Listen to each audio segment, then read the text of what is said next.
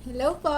Good evening to all of our friends and families in low carb feasting and fasting community, also in our members of Life Without Rice. So right now, yung Life Without Rice natin, medyo dumadami na talaga. I think we are already almost 180,000 in members. And also, our original low carb feasting and fasting community, medyo dumadami na rin at around, nasa na ba tayo? With our LCFF, I think we are reaching about 14,000.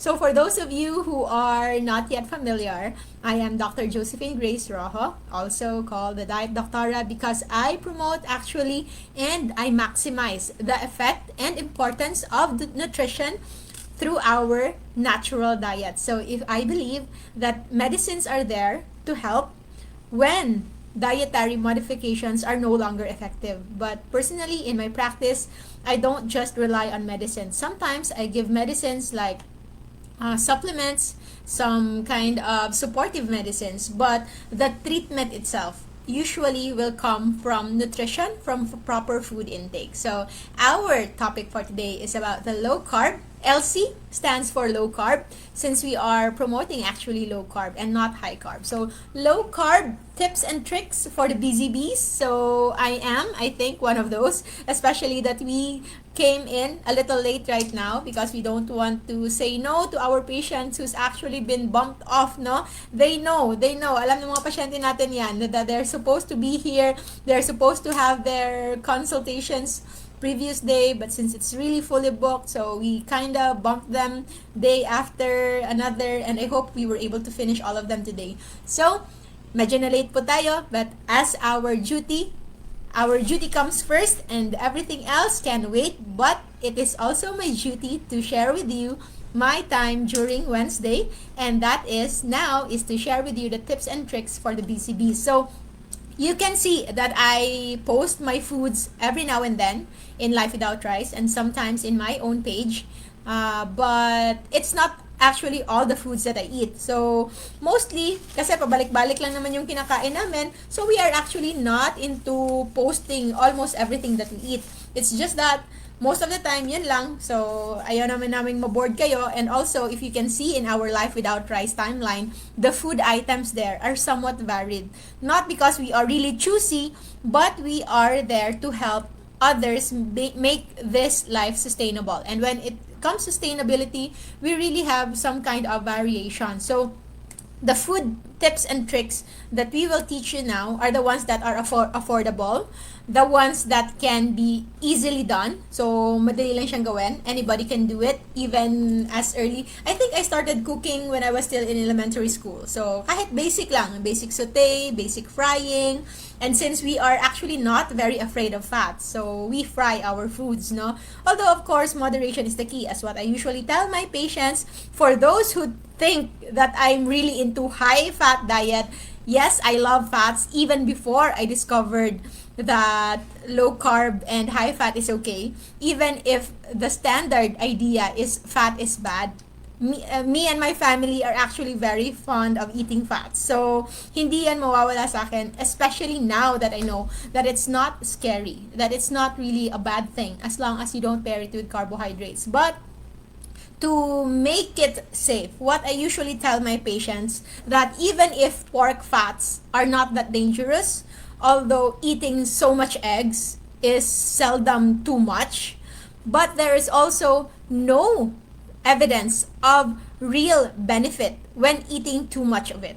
Okay? So moderation is the key. So just like we have to be fair. So just like glucose is non-essential, cholesterol actually is also not that essential. Okay?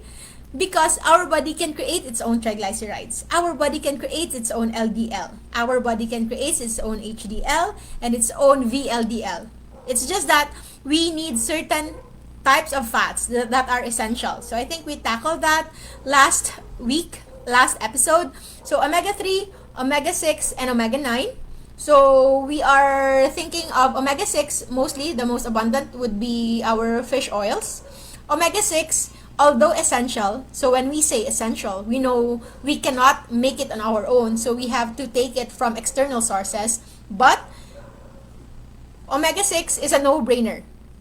because almost all fats that we consume will contain omega-6. So there's, I think, no record of a person having deficiency in omega-6 because it's everywhere, even in the nuts that we eat. So even if you're vegan, even if you're plant-based, or you're full carnivore, seldom will you see a person having deficiency in omega-6. In fact, the problem that we have now is we are having too much of omega-6. What we need to have is a balance between omega-6 and omega-3. And omega-9, I think the most easily acquirable omega-9 that we can have, and also somewhat economical, would be extra virgin olive oil. So it's rich in omega-9. So usually, olive oil, omega-9, any oil, especially the ones in our safe list, and omega-3 for our fish oil. So again, I will get our food list here so that we can focus, okay, on our tips and tricks with our low carb for the BCBs, okay? So this is our primary source. So whenever we say that we need our low carb preparation, so it's always on the safe list. Some kind of caution list might be acceptable, but we have to be sure that whenever we take them by its name in caution list, so we really have to be very mindful whenever we take them. It's not just we take them without thinking. It's not just whenever we take them unlimited style, buffet style, okay? So that is what important. So we have to go through with this one by one. And so after that, we can make our preparations. And of course, we can ask help from our veterans here. So I can see a lot already. Mostly, I'm so happy that a lot of you are here, the future classmates and participants of our low carb and fasting masterclass starting this Saturday. So we have Malu, we have Inday, we also have TP. So I know, I haven't checked the full list yet, but I know those you three are surely gonna join. So I'm so happy that you are here, okay? So for those of you who haven't registered yet, especially yung mga minamahal, all of you here, Anna Marie, Sumaya, also of course Annabelle, I hope you can really, and of course my dear Chloe, our moderator in Life Without Rice and LCFF, also classmate natin yan this coming master class. So, what I usually tell my patients is go over through this list. Kasi whenever they seek consult, they have all of these complaints. Say for example, I cannot fast because I usually get hungry every 2 hours, and sometimes I cannot afford to eat earlier in the evening because by 8 o'clock my stomach is growling. I cannot sleep without eating. So there are even those who are having, aside of course from those with known illnesses like diabetes, hypertension, fatty liver, elevated cholesterol, what else? Elevated uric acid, SGPT, what else? Yung mga common favorites. Others will have elevated creatinine, BUN. Others already have heart findings like cardiomegaly. So cardiomegaly is an enlargement of the heart, and as much as we want to think that we have a large heart, but having a large heart that is not appropriate for your size is actually a risk for heart failure. But I'm not scaring those who are diagnosed with cardiomegaly, as long as you are now going to take the necessary step in order for you to not further put burden in your heart. And burden in your heart will be the added blood pressure, the thickened blood because of too much cholesterol in it that are not being used, the inflammation in your system, the infection that you cannot deal with because you have high sugar. All of those will have its toll in your heart. So you have to be careful. So what I usually tell my patients is, as much as I want to hear all of your complaints, each and every one of them since time immemorial, but sadly, somewhat, although those are important and those are relevant, but actually, those can just be lumped up as the usual and expected outcome of people having the balanced diet. When the idea of balanced diet is a little of everything. It's just like It's just that we have to understand that there's so much everything. So if you can consider a fruit and a root crop and a bread and some rice, and then later you'll eat some desserts, and then you'll have fruit juices or cola, and then a little chocolate, and then a little fat, a little butter, a little chicken, a little meat. So a little of everything will equal to so much, especially if you're eating at least 3 times a day. So a little of everything, and the idea of balance and standard diet is very, very scary unless you are in a controlled laboratory setting wherein a nutritionist is doing it, and every day for the rest of your life somebody is preparing your food with proper computations of macros, and even that actually is somewhat faulty, especially if it's already the person having manifestations of poor sugar control or poor tolerance when it comes to sugar and insulin effect. So we have to emphasize that, because some people will show that they have good sugar control, but they are manifesting effect of too much insulin in the body. And what are those? What are those too much insulin? Those are the extra fats that you can't seem to burn. Those are the extra cholesterol that is increasing in your blood. Those are the gallstones that doesn't move. Those are the inflammation, the pains in your joint. Okay? It's the pain in your back. It's the chronic headache that you cannot seem to understand where it's coming from. It's the chronic hyperacidity. It's the GERD. It's the abdominal pain that you don't know where it's coming from. So it's all that. Those are part of inflammation. Even the mere fact of being forgetfulness, okay? Being forgetful. It's like an early onset of dementia. Of course, we don't want that, but we have to accept that those are one of the common outcomes of a high carbohydrate intake, high sugar intake. That's why in the Philippines, especially our elderlies, although some of them really can live quite long, but you can see their memory is declining. So I have my Lola who's already 80 plus years old. I think she's going 86, but she can no longer recall anybody. Okay? So those are the things that even if she is alive, but we cannot really say that she is living. Okay? So that's another story. It's just that I want to emphasize that Filipinos, Asians in general, and Filipinos most especially that we are Filipinos, may not have that strong evidence of obesity, of overweight issues, especially in our elderlies, but we have a very high degree of diabetes, heart attack, and also Alzheimer's or dementia. Okay, so those are all evidence-based related to too much sugar intake. And whenever we say sugar, we have to emphasize, especially for our new beginners, newbies that are watching right now. If it's your first time watching this live, hello to you and welcome. I'm sorry that your first time to watch is quite short because our time is quite limited. We had a full book today. But whenever we say sugar, it's not just the sweet table sugar, but a cup of rice is equivalent to 10 to 12 teaspoons of sugar. A slice of bread is equivalent to 4 to 5 teaspoons of sugar. So if you're avoiding sweets but you're not avoiding bread, try to consider how they become what they are the moment it enters in your blood. And that is already still the same glucose that won't differentiate if it's coming from your honey, from your cocoa sugar, from your maple syrup, what else? From your pancake syrup, from your molasses, muscovado, brown sugar, white sugar. All of those sweeteners will still become glucose or fructose, which is worse because it can be directly converted into triglycerides, which is fats.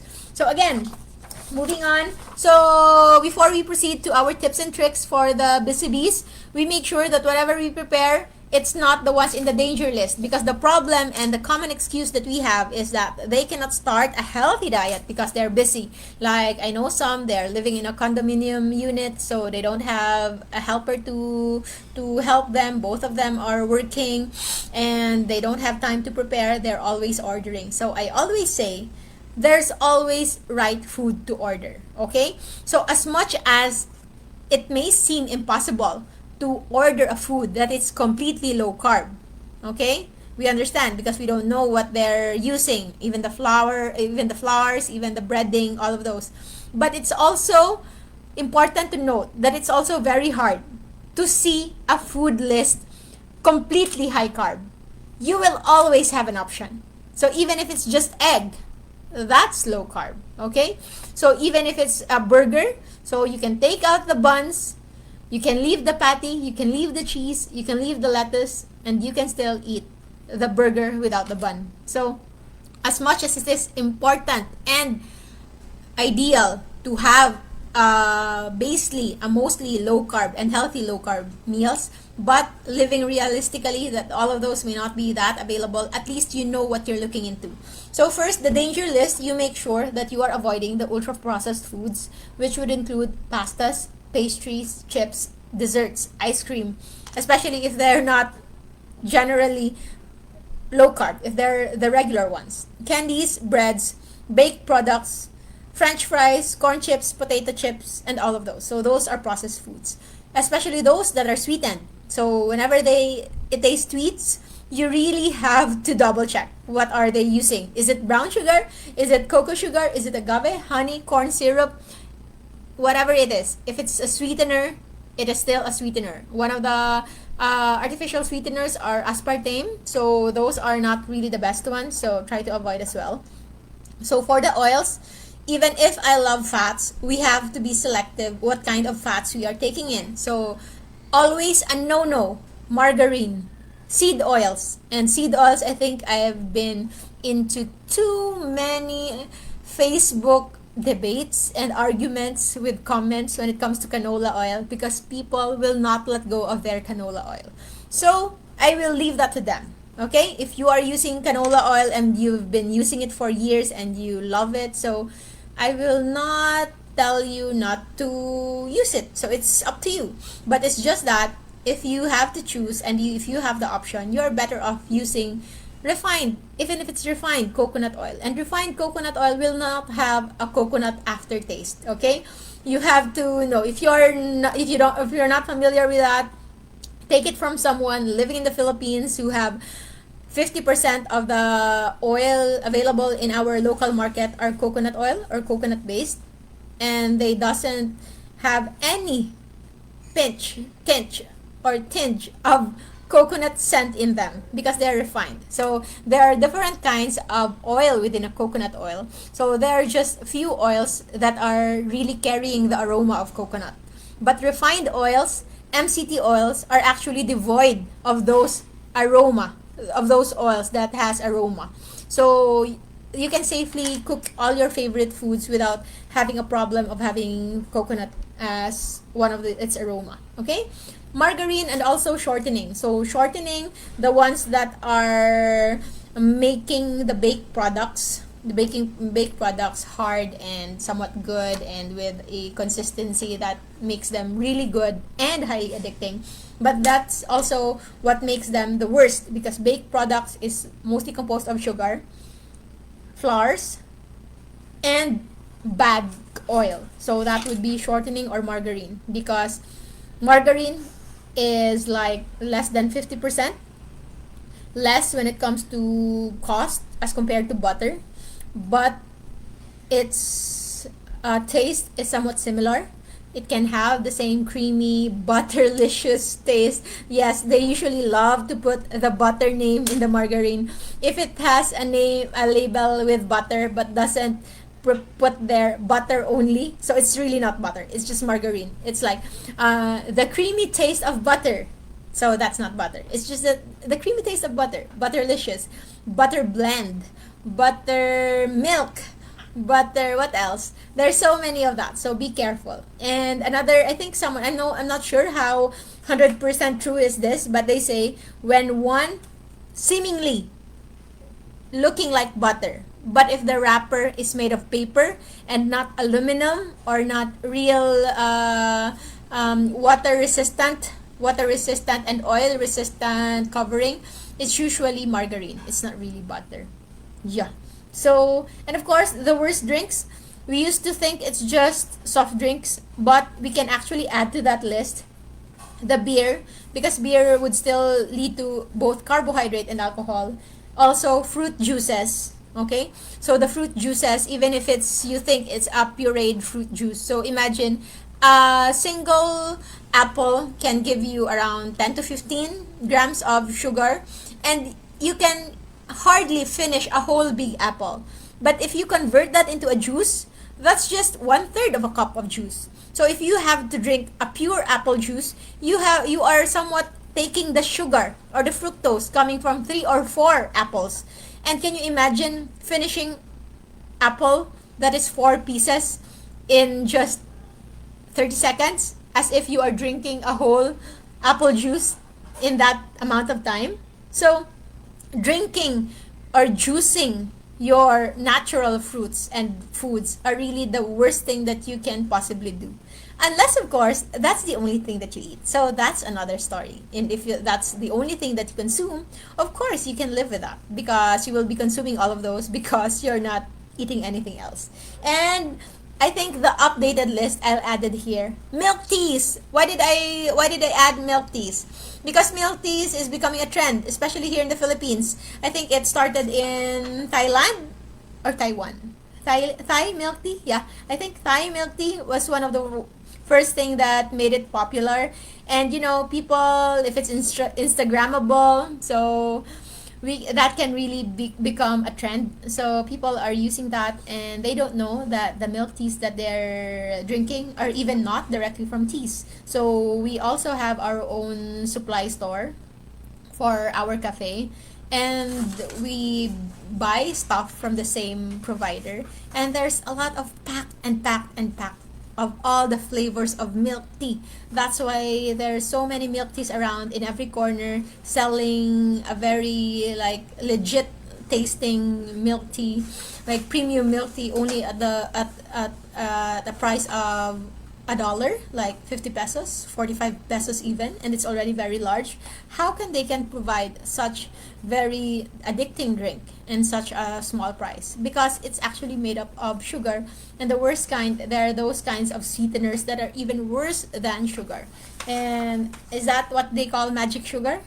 I'm not sure what's the chemical component of magic sugar, but it's way sweeter than sugar, but it's way cheaper also than sugar, and it's one of those that are quite scary. So those are the danger lists. So if you're busy, don't make that as an excuse to just eat on those danger lists. Why? Because if there's no other food around, if there's no other healthy food around, you're actually doing better to your body. You're actually doing good to your body if you decide to fast instead of eating junk. Eating junk will just give your body more trash. If you fast, you're actually eliminating all those junk. So those are the mindset.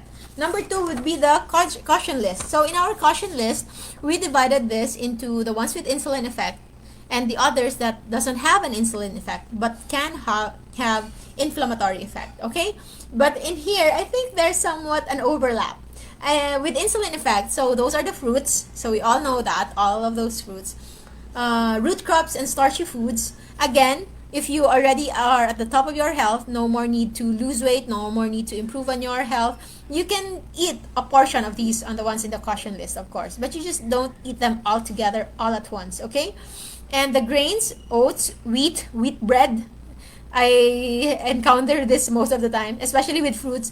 I tell my patient, try to avoid fruits, all of the fruits except berries and avocado, and then they will ask me, okay, how about banana? So I have to emphasize, banana is a fruit.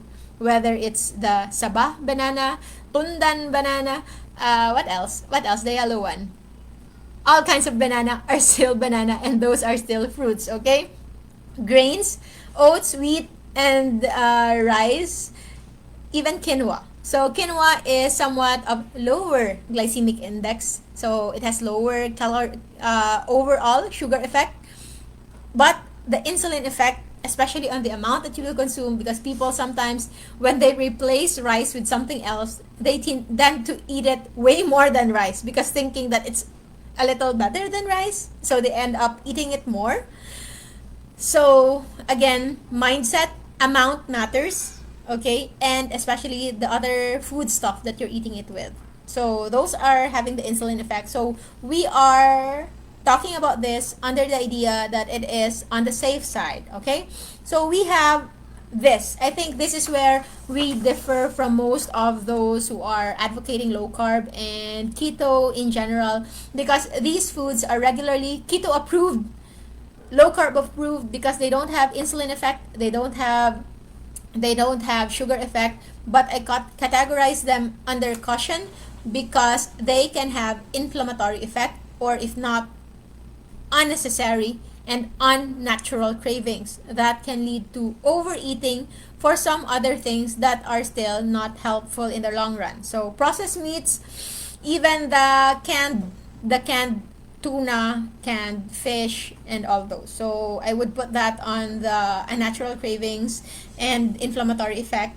Condiments and flavorings, okay? So all the sauces and dips, all the mayo, unless you make your own mayo. So I think I've posted that before in Life Without Rice. You can check on it. And the 0-calorie sweeteners and drinks. So why do I put that in the caution list? I think I've made a post about that, how it can actually destroy our brain's neural networks. So we tend to crave for things that we don't need. So it's something, we are promoting health, but not just on the physical, not just on the laboratory values, but also on the mental, okay?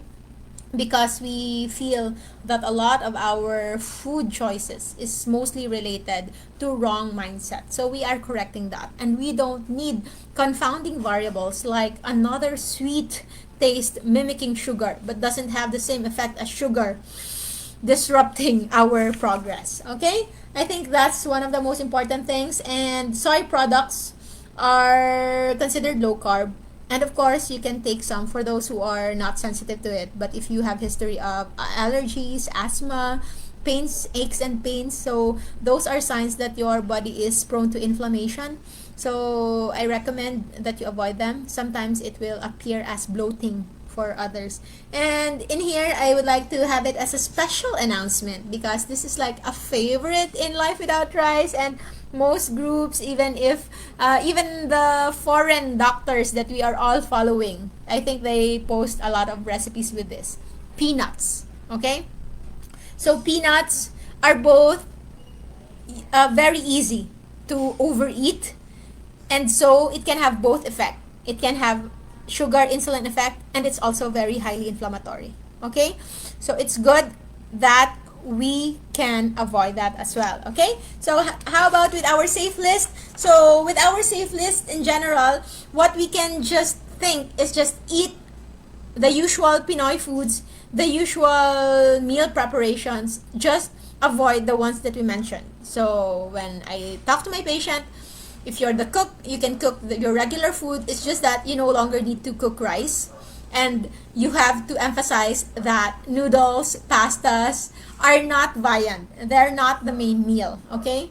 They're supposed to be lessened. So we have to avoid that as well. So what kind of food you can actually prepare ahead when you're very busy? So animal meat products, I know, I understand, it's hard to imagine how to have an easy go-to animal meat products that you can eat, especially others who are telling me that they don't have a choice. They can only have processed meats because that's very easy to cook. But I don't believe so. So one tip that we do in our house whenever we buy a meat, so it's usually pork, beef, or chicken. So the moment we buy them, we already choose the cuts that are of bite size or easy to cook. So adobo cut, menudo cut, tapa cut, or tocino cut, but it's not marinated in tocino. It's just plain pork, but the cuts are in tocino so that it would be thin. So what we do is the moment it arrives at home, we boil them in water. So if this is your cookingware, if the meat is until here, if this is your whole cookingware, you put the meat about in this size, and you put your water only about half. So your water, you can add a little of vinegar. So from this part, maybe your vinegar would be around 1/6 or 1/7 in size. And then per kilo of meat, I usually put 1 tablespoon of salt per kilo of meat. And then I let that boil, okay, until boiling point, and then I turn it off. And then we can now cover it under the chiller. So it doesn't need to be at the freezer. So whenever we need, and we separate the water, and then we also separate the meat, and then it is so easy and flexible that whenever we want to fry something, we can just get it there, put it in the pan, put cocoa aminos or just direct salt and pepper, or if you want it somewhat grilled or somewhat cooked, fried in coconut oil, you can easily do so in 5 minutes time because it's already half cooked. Okay, that's one of the trick. If you want to have it with soup, you can take some from the soup that we have. So even if it has vinegar, but the vinegar will already be cooked, and once you put in a little all of the other spices, you will no longer feel the vinegar because the vinegar will help get the meaty parts, the langsa of the meat, and also it will help preserve the meat. So it can stay there. Sometimes it can stay there for a week under the chiller part, not the freezer part, and it's still good because it's already cooked. So the salt, the vinegar will add to the flavor, but it will not alter the taste, and at the same time it will help preserve your meat. So that is one of the very things that makes our life easier. So we can just do our groceries with meats once a week, and then after the moment they arrive at our house, we can just cook them in an hour or two and then store them, and we have feels like unlimited supply of 5 to 10 minute easy to cook meat anytime during the whole week. And we also have fresh produce. So the usual favorites would be petchay or bok choy. Sometimes we limit our cabbage because cabbage, unless you know that it's you who grew that cabbage, but most cabbage are really soaked in fertilizers. So there's so much fertilizers in it that is already embedded within the meat of the cabbage that washing and even cooking cannot totally destroy that. So we try to minimize. Of course you can still eat, but you just make sure you try to consider that. And for those who are fond of eating rice, so I think there are so many things that you can learn from our members of Life Without Rice group. You just check the word cauli rice and you will have a lot of options. It's usually grated ahead for 1 week meal prep. It's usually done placed in microwavables containers, plastic containers that you can easily saute. You can easily make sinangag, and also what else? Fried cauli rice. There's garlic cauli rice. Then all those. Okay, so those are the very easy things that you can do. And of course, as much as we want to be varied, but we also understand that one of the easiest food that we can bring anytime, anywhere are eggs. So if you're on the go, you can have boiled eggs, but you can also bring scrambled eggs or omelette. So omelette, once you're already used to Life Without Rice, you actually don't need so much recipes. As long as your refrigerator is filled with low-carb food products, vegetables, animal, and plant-based products, you can just mix them all and you know you're safe. Because you don't need to count the carbohydrates, you don't need to count the calories, you don't need to count the sugar in it, because it's all low carb and you can mix and match. You can make a Mongolian style rice bowl without the rice. You can have all the flavors that you want. And one thing that can make our Life Without Rice journey exciting is you invest on seasoning, the natural ones. So a little cumin, paprika, cayenne pepper.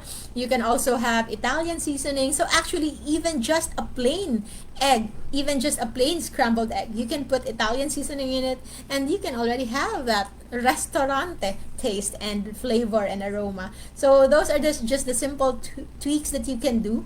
So another baon, another on the go for the busy bees in case you are very busy, is actually nuts. You just make sure that it's not peanuts. Okay, so Brazilian nuts, pecan, macadamia, walnut, almonds. Okay, pistachio, cashew is somewhat high carb, so you can take that, but also you have to be very mindful. But be careful. You have to consider that whenever you take nuts, and also another favorite would be chicharron mushroom. Okay, so mushroom chicharron or mushroom cracker. So that's like purely proteins. But you have to consider whenever you take nuts, you have to consider your overall protein intake. I usually see patients having low carb, practicing low carb for so long, but with very elevated uric acid. And their problem is usually they're all on low carb, but they can overeat their meat, red meat, and nuts. So between red meat and nuts, I see more uric acid elevation and effect with plant-based proteins as compared to meat. Okay, but it will depend again from person to person. Others will have more effect when it comes to meat. So far, with my experience and with my limited experience, of course, because I'm still young. Okay, so with my limited experience, I have seen elevated uric acid even from people who are avoiding meat, but instead they're munching on nuts. So just be aware.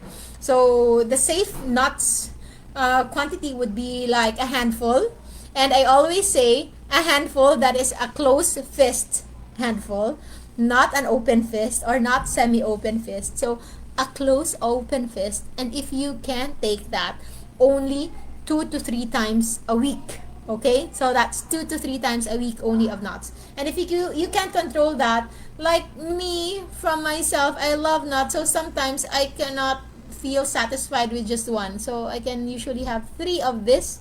But whenever I take that, I remember my overall protein intake.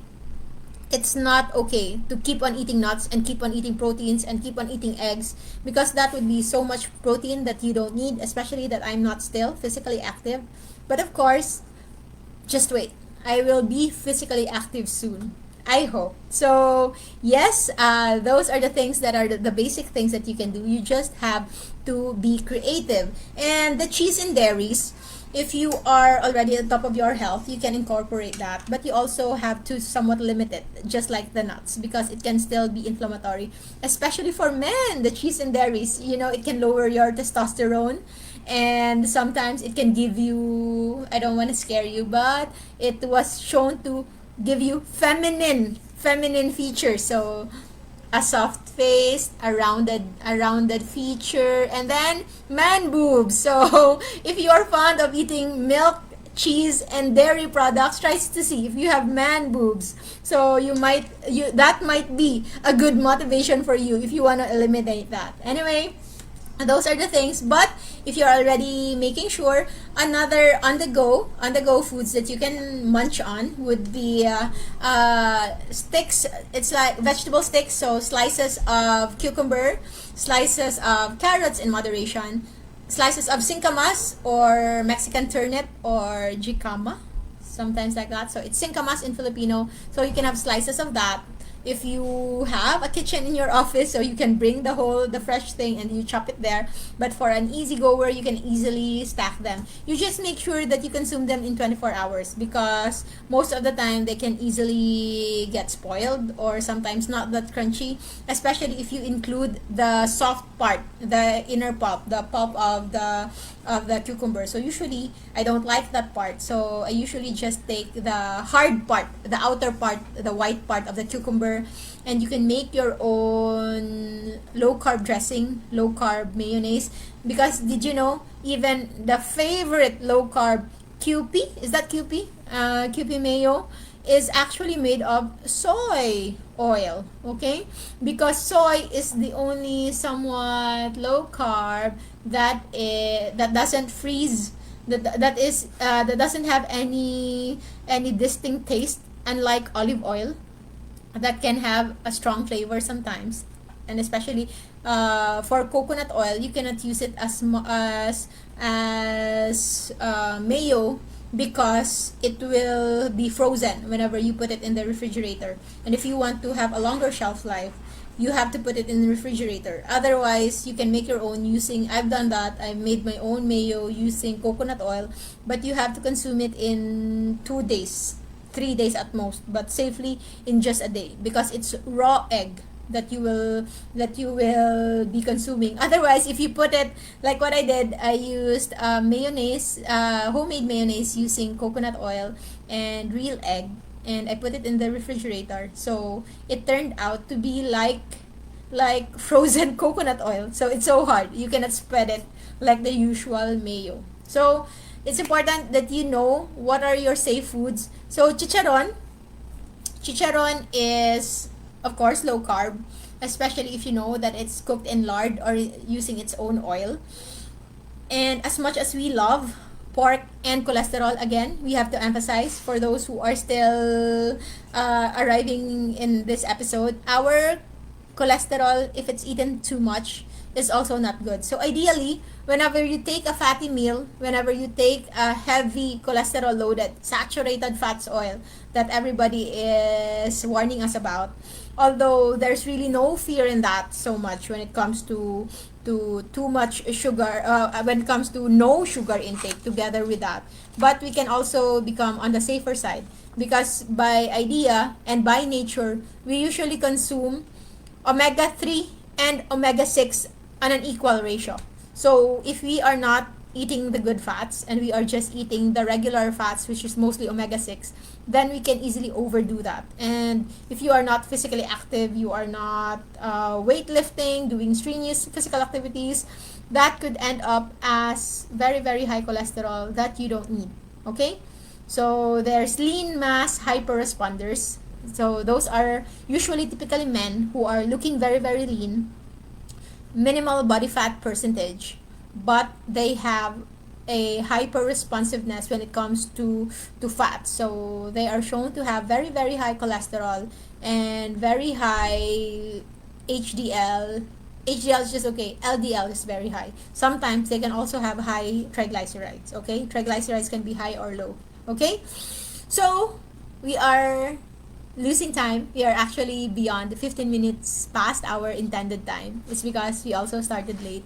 So if we have to remember a little, we can summarize it in idea that as long as you know what are the safe food, you can easily prepare ahead.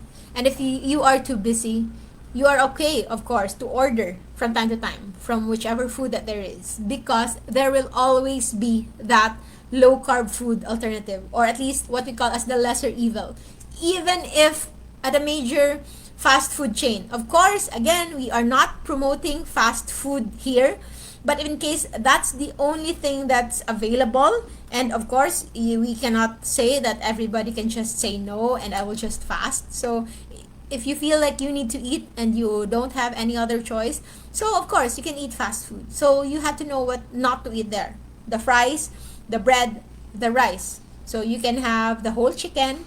You just try to remove the breading, the extra breading that you surely know are made of flour. And of course the bread, if you can do away with the sauces that are most likely sugar loaded. And of course, if you can have just the patty, just the beef, that's a lot better. So the idea is, you must know what is the safe list. And whenever you are, wherever you may be, you'll always know what to eat, when to eat, and what is safe for you. And once you are actually fat adapted, you can easily delay your food. Fasting even longer than your regular day-to-day schedule can easily be done. And the idea that you don't have to really make sure that you're eating every day, twice a day, 3 times a day, that you can be safe and you can even benefit from fasting from time to time, that is already very, very much liberating. Okay, so we already emphasized on the danger list, on the caution list. So what you can think of right now is knowing that as long as you know your safe foods, as long as you know that you are okay to fast, and as long as you have the necessary electrolytes for you to keep on going, your food, the worry of your food is actually not a thing. Just like I posted last Monday that I fasted for 41 hours. It was actually not intended that I will really fast for Monday. But it was just that we've been so busy that we haven't had any time to cook or prepare our food, that when I finished the live episode, then it was already way past beyond my usual eating time. So I decided to just not eat and wait for the next day, and that happened, and I think it can happen again anytime soon. So that's it for today, because we are already running out of time. And thank you so much. I can only see hello, Sir Jazzy Torres. Thank you very much for being here. And Mel and Car, hi from Ireland. We have a friend. We actually have one admin who is also from Ireland. Hello, Amabel and everyone. So I'm so happy that you are all here. I hope you can attend our masterclass this coming Saturday. So that's going to be day 1. So we have 4 Saturdays. So we have 4 sessions of around 6 hours per Saturday. So April 10, April 17, 24, and May 1. So it's going to be a 4 Saturdays dedicated for low carb, fasting, and healing. And it is open for beginners. If you have read the book, so you know that it's very beginner friendly for those who are beginners. But for those who are already pros, you can just know that it is there. It is very understandable, but you can still find value in it. And that's what I want also with the masterclass. So it's an open masterclass for, we have veterans fasters, we have veterans low carbers, we have researchers, we have doctors who are practicing low carb, and we also have newbies, and we also have beginners, and we also have one who doesn't even have any idea but want to enroll to finally make the most out of her journey to heal. Okay, so she's not just looking into one-time consultation, but she's now enrolling for her to decide which one is best for her. So you will be given options, you will be given the necessary tools that you need, you will be given the necessary confidence for you to start your own journey, and hopefully you can help others as well, starting from your loved ones, starting from your circle, from your inner circle, and then make it bigger and bigger, in order for us to make this free, this sustainable, this natural lifestyle as popular and natural, and really something that will be hopefully become a norm. So before I end here, I want to tell you that they actually project that as we go over the years in our evolution, we tend to have a longer lifespan. Okay, and they projected that by around 2050 something, our lifespan can really be more than 100. So if we can reach that point, maybe we can even reach even longer years. And the discovery of low carb nutrition and the current growing acceptance when it comes to fasting could be just the key for us to reach that point. Okay, so each of us knowing this, we can be part of this, and we can really start enjoying our life without rice, without carbs. And you're always welcome to join our other Facebook group community, Low Carb Feasting and Fasting Community. So I'll see you again this Friday for another live Q&A episode. So I will entertain all the questions that you might be having in here that I cannot answer, especially those who are commenting. I'm so sorry. We are usually fully booked. I usually don't have time to browse on the comment section, even if my name is tagged. So by Friday, I hope we can answer more of those questions. Okay, and if you can't, you're very, very much welcome to join our masterclass. Just send Alvin Chua Rojo a message. That's my brother and also the event coordinator, so that you will be part of the official list. Thank you very much. Always remember to fast as long as you can. And if you still have fats to lose, of course, and the moment you eat, stay low carb so that we will all stay safe. Maraming salamat po. Hello, Mandrew. Congratulations in your 24-hour fast while you're on quarantine. I'll see you here. Advance happy birthday. Bye-bye.